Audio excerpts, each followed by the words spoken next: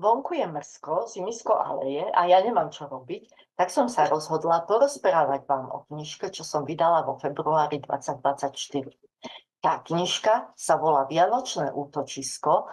Je to romanticko-dobrodružný príbeh šmrncnutý dávkou uboleného, popáleného srdca a melanchólie, ale aj napätia a nečakaných zvratov a užitočných postrehov k vzťahom s toxickými ľuďmi a k tomu, ako sa otvoriť príležitostiam a prestať okolo seba budovať svet, aký nám nevyhovuje a nerobí dobre.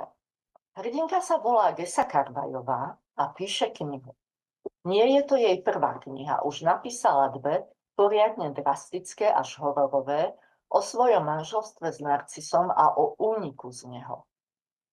Knihy mali dobrý úspech a tak hrdinka Gesa ide preskočiť vlastný tieň a pustí sa písať romantiku. A na to, aby písala romantiku, sa potrebuje dostať do romantickej nálady a tak sa presúva na vidiek, do dediny Ľadové jazero, na chalupu po babičke. A keďže idú Vianoce, tak sa do toho ešte aj celkom romanticky sype sneh vyše uší. Chalupa. Tu natrafí Gesa na skupinu mestských turistov, detí i dospelých a zisťuje, že ich vzťahy tiež nie sú to práve orechové. Znova sa nám znarcisieva.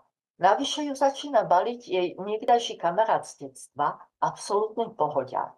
Gesa sa začína konečne cítiť dobre a akceptovane a vtedy sa na scéne vynára jej bývalý Roman a odmieta prijať fakt, že Gesa už rok nie je jeho ženou, ktorú si mohol sekírovať, ako sa mu zapáčilo. No, a aby toho nebolo celkom málo, tak sa Gesa zoznámi aj s vdovcom Radom a jeho synom Paťkom, s ktorým si náramne porozumie. A odrazu zisťuje, že musí písať romantický príbeh o láske, bojovať so svojím bývalým, odolávať dvoreniu kamaráta z detstva a navyše sa začína zaplietať s otcom malého Paťka. A na pozadí romantiky sa spúšťa dráma. A k čomu všetkému sa v knihe schýľuje? Tak jednak k vymaneniu sa z hrôzy bývalého manželstva, k taktizovaniu z očí v oči jedincom, čo nám parádne lezú na nervy, k boju proti izolácii, do akej nás títo toxickí týpkovia vtláčajú tým, že nás rozoštvávajú s okolím. K obhájeniu vlastnej slobody a pravdy, k skoncovaniu s rolou obete a k prebratiu kontroly nad vlastným životom a prežívaním. K voľbe medzi dvoma partnermi a k úlohe, akú pritom zohráva rozum a akú srdce. No a v poslednom rade k Vianociam, ktoré sa stvorili doslova z ničoho a napriek tomu boli šťastné a veselé. Takže toľko k mojej poslednej knižke. Dúfam, že som dokázala na vás preniesť aspoň trochu z tej nálady, v ktorej som to písala. A ak som vás dokázala podnietiť prečítať si aj ten zvyšok, o to lepšie. Knihu nájdete na stránke www.belangelo.sk/vianočné-útočisko.